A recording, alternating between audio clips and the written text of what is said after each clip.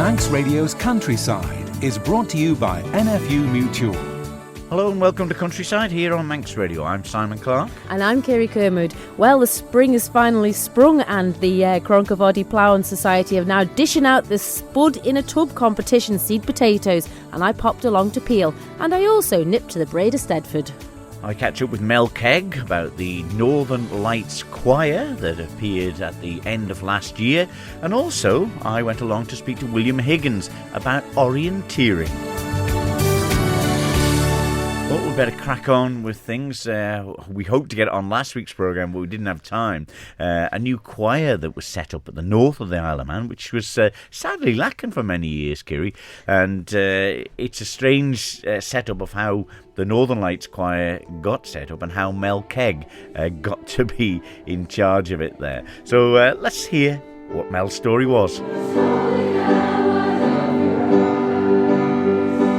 I started last November, and I originally wanted to go along and sing in the choir, and I think Ange and Will had another choir leader set up who unfortunately had to drop out because they started another job, and I sort of got my arm twisted behind my back to start it up, and I said, oh well, I'll do it for a bit, and then 4 or 5 months later we're still going, but it's really good fun. The funny thing is, I mean, did they look around and go, who can play the piano or something? I think so. They were like dragging people off the street, I think. But I mean, I think because I've known Will a long time and he knew that I'd been doing choirs in schools and stuff. So he thought I had the skills there to do it. But it's very different doing choirs of children than it is with adults. So I'm learning as well. Well, one of the attractions, I think, for the people that have started to come to the choir is your relaxed way about it. You're not like, it's not like the school guild. You will sing that A note. Yes. Well, I just want people to come and enjoy themselves. And, singing has so many benefits for your heart and your head and your soul. It beats anxiety, and they've even got singing therapy for now after the pandemic for people in recovery from COVID. So, really? Yeah, so it helps your breathing, your lungs, everything. It increases your oxygen flow around your body. And when you leave choir, your mood when you come out, you're so elated from all that singing. And if you pick really good songs, it just makes people very happy, doesn't it? And that's our whole premise of the choir. We would just want people to come along, have a good sing, and be happy when they leave. Lots of smiling faces.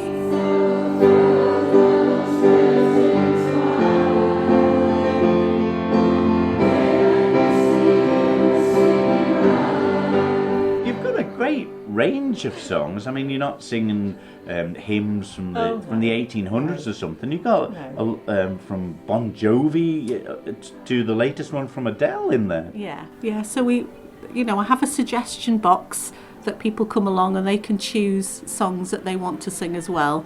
So we've got a few really modern ones coming up that are in the pipeline. So as long as I can make it work on the piano, I'm really open to people to come in and say, oh, I really want to sing this. And that gives them a bit of ownership as well, doesn't it? So, yeah. Is that a good challenge for you as well? Not only sort of it's breaking them down into higher and lower singers, but the thing that you have to learn the songs on the piano as well. Yeah, and given that I'm a teacher and I don't really have a lot of time, but it's a lot of singing in the car on the way home from work. But it's just it's not highbrow. It's very relaxed. So people just want to sort of come and sing the songs, and lots of people want to sit together in the choir, so that's been a bit of a challenge to sort of separate people into their range of voice, because they just want to sit with their friends, and I don't want to split people up that have come along together.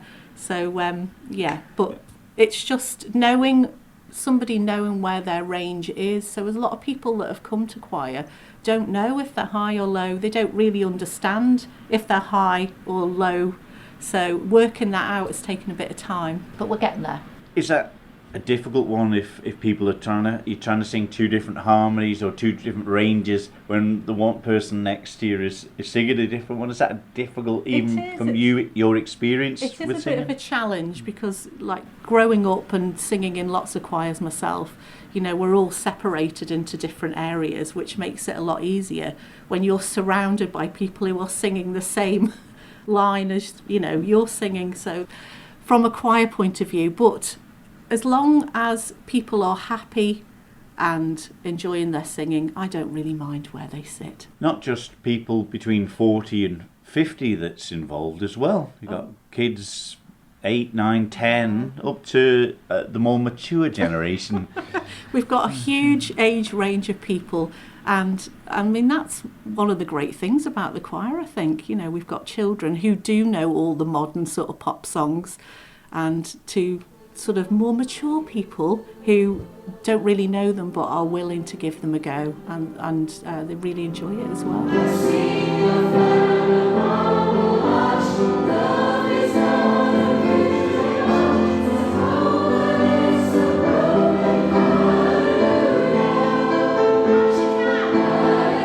Mel Kegg talking about the Northern Lights Choir. It's great to hear the voices there, isn't it, on it? Just fabulous. The musical talent we have on this island is second to none, and just to have those opportunities, you know, to take to the stage or to a hall to sing is so enjoyable, isn't it? Yeah, and that's what the people are there for, you know. They don't want to be big stars at the Guild, I don't think, but really enjoying it gets them out and gets the community spirit going into it as well.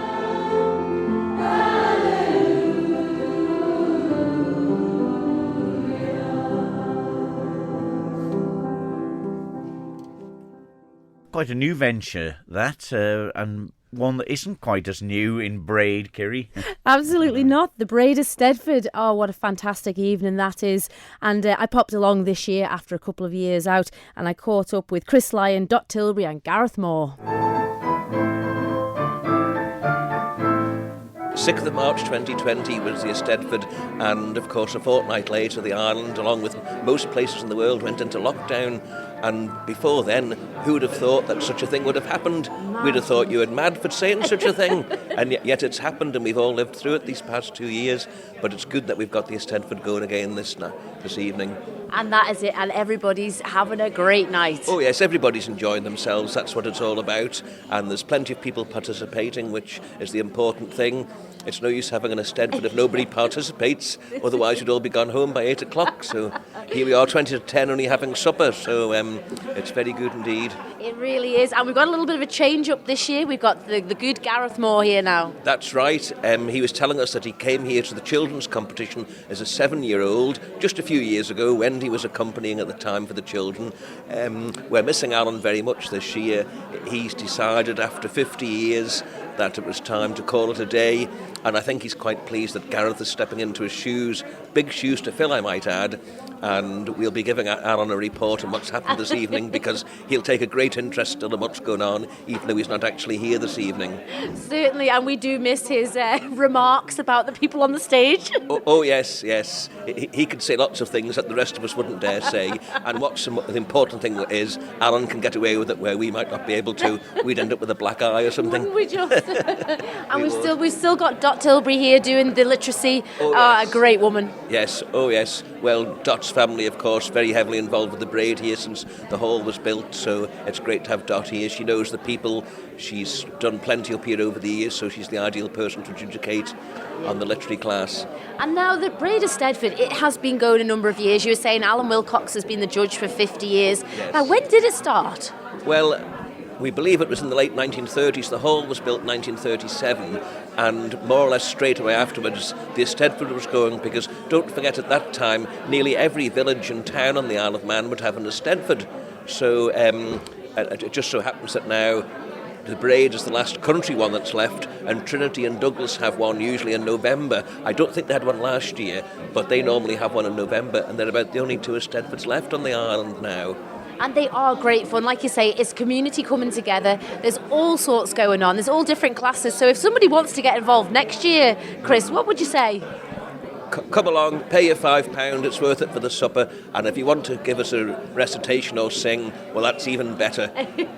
Your Manx Radio colleague Ian Cottier always says to me that you've got a good wheeze going at these Eisteddfods. You make people pay to come in and entertain each other. Well, that is very true. And there's been some good entertainment so far this evening. There has, and I'm sure there will be before the night is out. Yes, it's good to have everybody here enjoying themselves.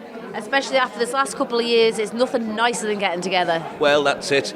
We've done our social distancing, we've done all we've had to do, and hopefully we're going to come out the other end of it now smiling. Do you know what? We wondered whether anybody would come and look at it. It's brilliant, isn't it? And do you know what? Usually there's about, 100 people in here, and about 3 of them will do a turn.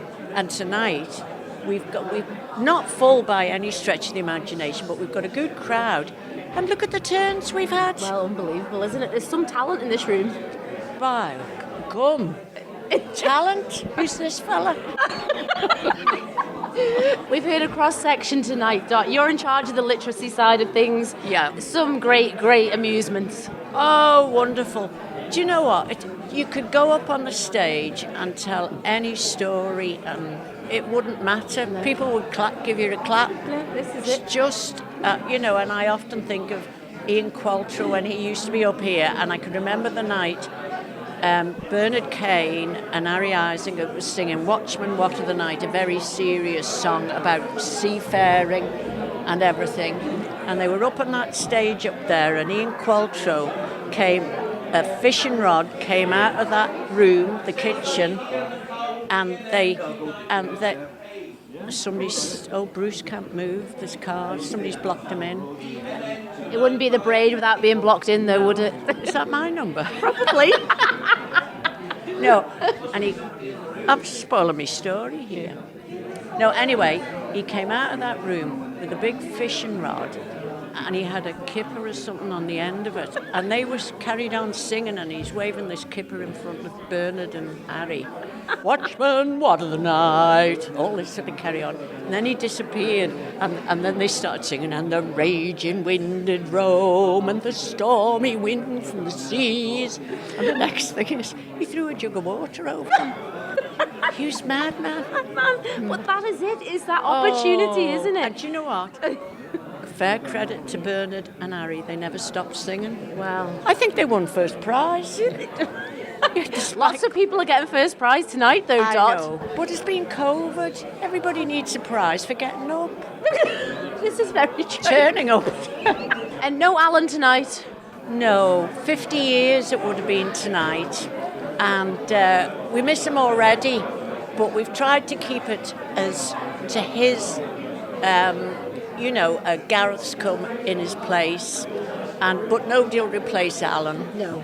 Gareth will be his own man. But I always remember Alan because he used to say you had to bite on an apple to open your mouth to sing properly. Oh, it's hard to do when you... It's very true, imagine we're all you bite, aren't we?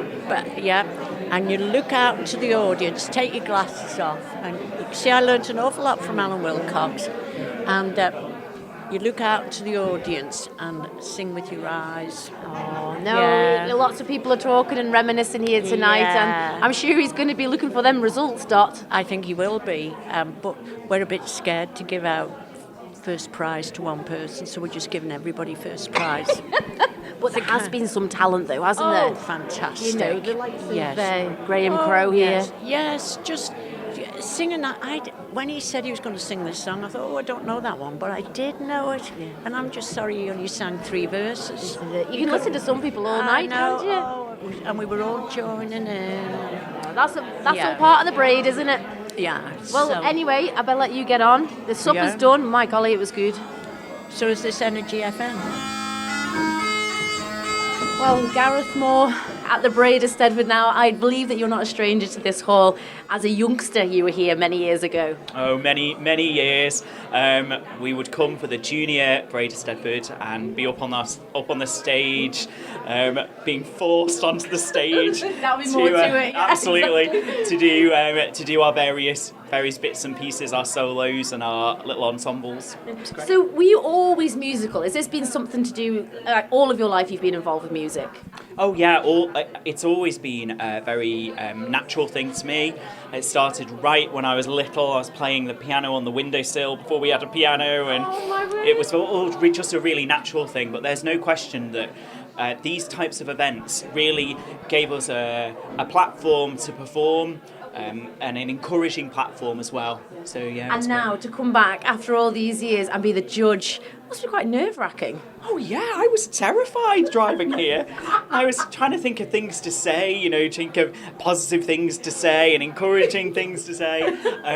But it's like coming home, really. It felt very relaxing and very relaxed, and everybody's just doing their best and having a good go, and that's what it's all about, isn't it? About taking part. And I think you've had some really, really top talented people in here tonight as well, Gareth. So for you to cast your opinion on some people that are maybe your senior and been very good in the Guild, Cleveland medal winners. How does that feel? Oh, that's the beauty of the Braaid Eistedffod, isn't it? That you get this wealth of talented people coming through and just performing. And what we have had tonight, we've had a span of age ranges from very little people to some of our older musicians on the island, and that's just so lovely to see that they're all coming together to have a go. And you obviously got a broad cross-section of classes as well. You have the hymn raising, that's always a firm favourite. But then the musical instrumentals, and then Graham Crowe with the men's solo there. These just absolute talents endless. Oh yeah, absolutely. It's great. What's so lovely about the Eistedffod is that it gives people an opportunity to take part in a number of classes so that they can show off different facets of their musicianship or even things that we didn't know about, like their poetry reading and, all of that. And obviously now we've stopped for supper. Alan Wilcox, like we've said before, he's missed tonight. But how did you get involved yourself here tonight, Gareth? So Alan had decided not to adjudicate this year, and they asked me if I would come along and do that. I was nervous taking his role because Alan and I are great friends. He sits next to me on a Sunday at Trinity when I'm playing the organ. So he had given me the instructions of what I needed to make sure that I'd done. And everyone holds Alan in such high regard, and everyone is just so proud of those 50 years that he has given to the Braaid Eistedffod. He really is such a wonderful local musician who has given so much to the community. That was the chairman there, Chris Lyons from the Braaid Eistedffod. The musical adjudicator new for this year, Gareth Moore. What a great job he did there. And the legendary character in Dot Tilbury judging the literacy. And was it a late one? It was indeed. It's always a very good night, and lots of people taking turns. And just little River Kelly there, the talent, she's been coming for a few years now, still under 10, violin, duets, dancing. Oh, it's just lovely to watch the youth coming through. It certainly is.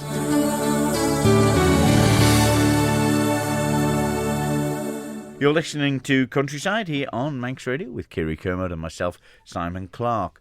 Well, you'd have heard of the name orienteering, or what it is a different matter. To find out more about what it involves and where you can do it on the Isle of Man, I spoke to William Higgins. Well, orienteering is an outdoor activity or a sport that can help to exercise the mind and body, which is suitable for people of all ages and fitness levels. Participants can either walk, jog or run when they take part in orienteering activities. It's a navigation challenge that involves navigating between permanent markers or control flags marked on a special orienteering map. Mm-hmm. And the skill and the fun comes from trying to find the best way to go from each position marked on the map. Once you arrive at a marker or control flag, then you record your visit by either punching a scorecard or writing a code onto your scorecard. Is this to sort of prove that you actually went to that checkpoint? That's the idea, yes. You've proved you've been at that location, so it is. No. But is it a new thing to the Isle of Man, or is it expanding? Well, orienteering, I think people have been doing orienteering on the island for quite a long time. When I came here in 2000, I couldn't find much to do with orienteering. I'd been doing orienteering in Northern Ireland and the UK. And then I've been in contact with Graham Watson about maybe making use of the forests in different places like that. And then eventually we got maps provided by P.O. Benstein, who brought us a group from Sweden to take part in orienteering in 2012. And then on the back of that, he donated the maps to us to try and develop orienteering. And then we were able to put permanent orienteering markers out in Archalligan and Nobles Park, and then create different courses for people to access. And sort of from 2012 onwards, that's sort of been developing orienteering. In 2017, we set up an orienteering club. There was 4 of us who were quite keen to do orienteering and try and provide more opportunities for people to take part in orienteering. And then from that, we've sort of been able to access funding to create different maps of different places across the island and put some more permanent markers out. Right. The maps obviously are a big part of it. And the equipment side of it, do people need much to be involved? Well, again, the orienteering map's a dedicated map that's got specific features and more micro features than a normal OS map. And that allows the challenge of navigating to different types of features. Most people don't need much. Basically, a good set of footwear to walk about in, sensible clothing, and again, waterproof if it's not great weather. And that's about all. And if you want to be more technical in your navigation skills, you might use a compass. Again, when you go to do the event, you'll be given a specific map with different markers put on it to allow you to take part in that event. Do you see it involve? Is there always the same route that people have to go, or is that the challenge of it? You might be able to look at the map and go, that's a better route to it. Yeah. Well, again, we would do different types of orienteering events. One of the most popular ones is a 1-hour free order event where there's markers put in your map and you choose which markers you want to visit. And again, when you go to each marker, you choose the direction and the travel you want to go, whether you want to follow paths or tracks, or you want to navigate through the forest or the open ground. You choose the route that you want to do. We do also do a linear course where you have to go from point to point in a specific order. But again, you've got route choices to take to go to different control points as you go along. The part of it where you've got the maps for beginners, I mean, is it fairly straightforward for people who maybe want to do it for the first time, William? What we tend to do is, if people haven't done any orienteering before, we usually have someone who's available to speak to people and give them a general understanding of what you do. It's fairly straightforward, and most people, if you can follow a map and follow a path around the forest or track or trail, you'd usually find there'll be some markers along those. So people who are starting for the first time, novices, would find it fairly easy to find most of the flags along the tracks and paths, and then there might be 1 or 2 slightly off, which aren't too far off the tracks and trails. So again, most people who started for the first time tend to enjoy it. They might get misplaced in odd time, but generally they manage okay. It's all different techniques as well. Do some keep the map facing the same way? Some turn it round, like when you drive. Yeah, well, that's it. Yes, it just as like driving. So it is. Ideally, that's where the term orienteering comes from. You orientate your map, turn your map around to match the features in the ground, and that helps you then to, as you go to different points along your route, you would use sort of check-off points really. So you might come to a track junction, and the flag's maybe at a path beyond that. So you maybe reach that point and then turn your map again, and then sort of navigate to the next feature, and that helps you to go along. So again, a compass is possible if you want to use that, if you go in across country, but you don't really need a compass.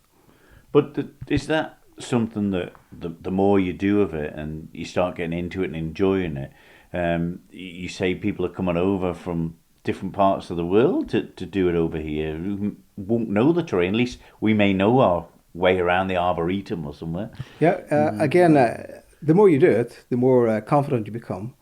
And as you get used to what the features look like on the map, and you use the key at the side to help you, it certainly helps develop that skill of looking and identifying what features look like.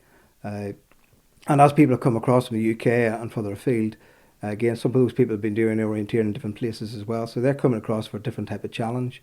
We're still retro in that we still use punches, where in the UK and other places in the world, you're using electronic punches. So we always say to people, oh, you're coming for a new, different type of event. You haven't used punches for a long time, but it's something different for them as well. And these skills are so useful. I know the Cubs, the Scouts, and people like that use it. I suppose the outdoor, the Ray Mears type of people. Eventually, is this a stepping stone to more complex orienteering? Yes. Certainly, the skills you would develop as you progress through different orienteering levels, it becomes more challenging. Some of the elite orienteers would be looking for a lot of micro features and maps, and they would be running maybe 10 or 12k just in one event, maybe in doing that maybe in an hour. But again, they're looking for features that most novice people wouldn't even notice that were there. Again, so the challenge really is that, you know, as you progress in the skill, then it's how do you want to push yourself on to the next level. In the UK, they've got different sort of levels, where colour-coded systems, where you sort of progressively go through different stages.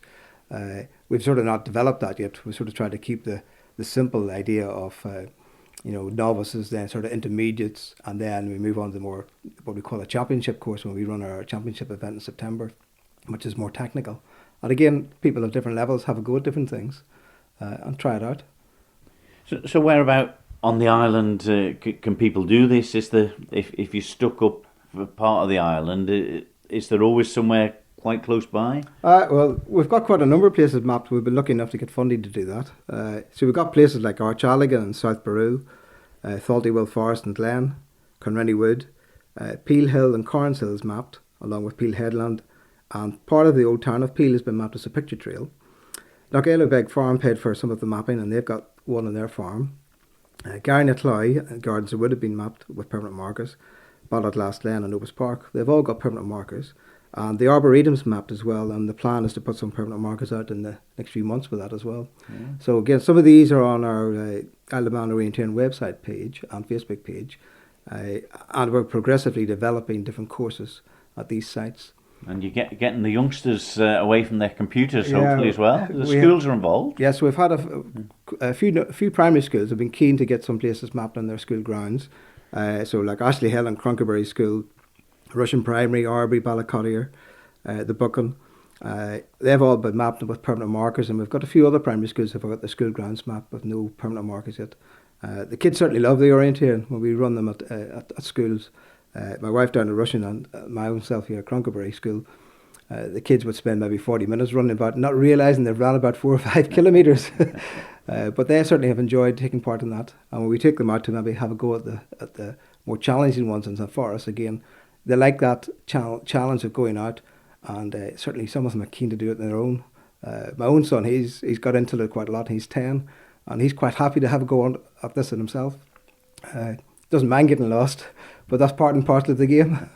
Even someone my age? We have people of all ages and all abilities taking part in orienteering, and it's good to see. And again, people can choose to do it at their own speed and pace that they want to do, and take on the challenge at what level they want.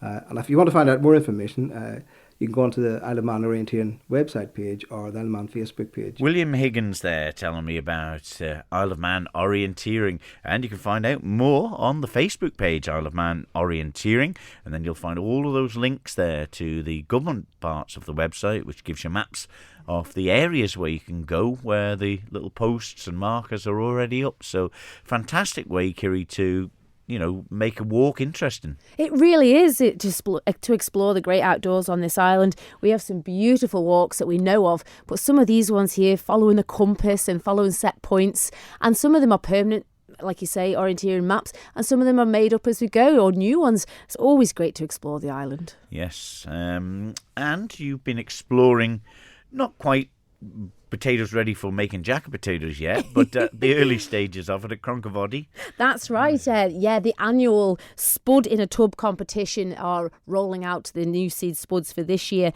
and we'll find out in September who has the biggest quantity. But the dishing out happened at Peel Golf Club, and I popped along to Peel Golf Links to see the men dishing the spuds out. Well, Dennis Quirk, here we are. We're dishing out the seed spuds for the 2022 Spud in a Tub competition. Well, they're looking nice. Yeah, they're looking okay. They're Cara, which are a late spud. Oh, right, okay. So you don't expect them to be too early.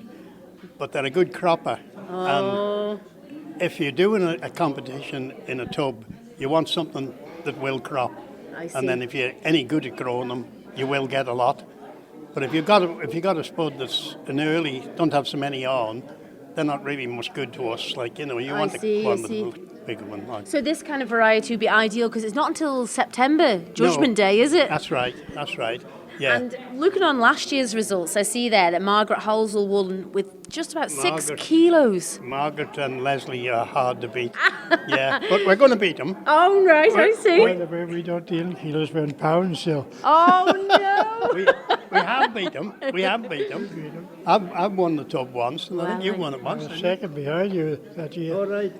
Yeah. So what makes the tub full of spuds then? What are the tricks? Come on, Dennis, you got to let us know. I don't know any tricks.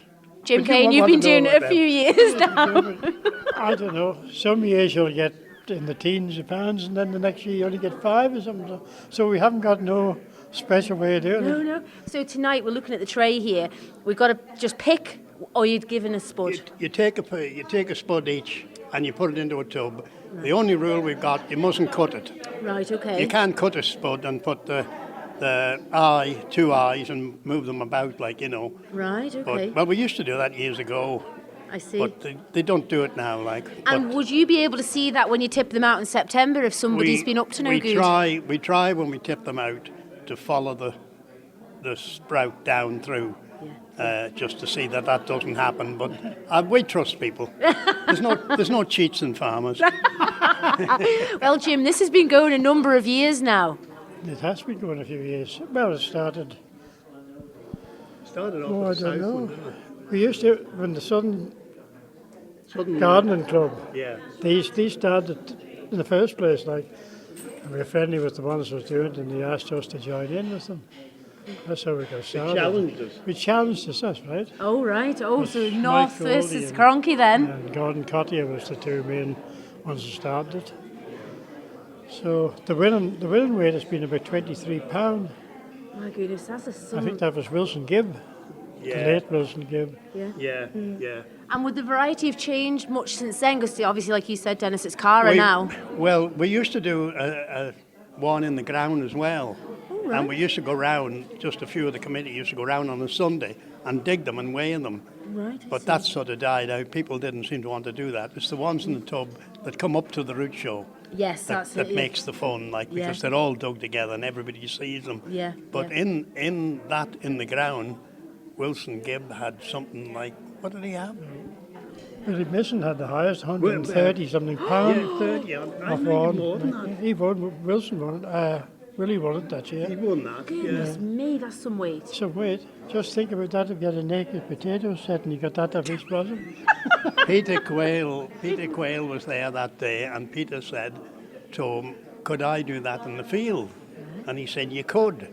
But he said it would cost you more than what you would grow them, than what it'd be worth Never. to grow them. This is it. But I did say to him too about how did you do it, and he said, I'll tell you in me will.